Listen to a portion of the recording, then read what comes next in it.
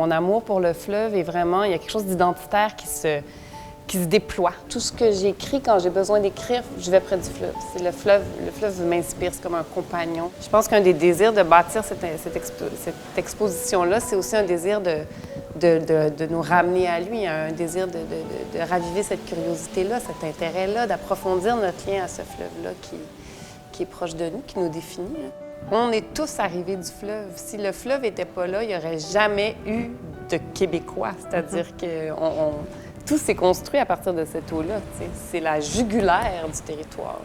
Mon père m'a offert une vacance pour la première fois de sa vie et de la mienne, à l'âge de 12 ans, à Saint-Fabien-sur-Mer. Et je me suis retrouvée pour la première fois de ma vie devant le fleuve. Et là, c'était une découverte qui m'est vraiment rentrée dans le cœur, dans le corps, dans la tête, avec cette eau froide, ces vagues-là, l'eau qui giclait, la force et la puissance de tout ça. J'en suis encore imprégnée, je le vois ce moment-là, là. C'est un éblouissement total devant la force de ça. Le rôle de cette exposition-là et de chacune de ces estampes-là est une espèce de... Je pense que c'est le rôle des artistes aussi, d'être des passeurs. En fait, dans un premier temps, on avait des coups de cœur communs, puis on a fait chacun de notre côté des choix.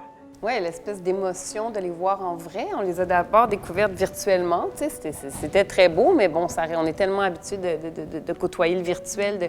Quand on est arrivé à l'objet, puis au rituel qui est relié à cet objet-là, avec les gants blancs, puis les vraies couleurs, les vraies dimensions sur les tables. Puis c'était un peu comme un casse-tête. On faisait des assemblages sur une table. On était déjà face au fleuve parce qu'on avait une maison pour écrire nos textes. On était face au fleuve avec des phoques de temps en temps. Puis on bougeait les pièces comme des casse-têtes dans différents assemblages qui sont reflétés aujourd'hui. C'était amusant à faire.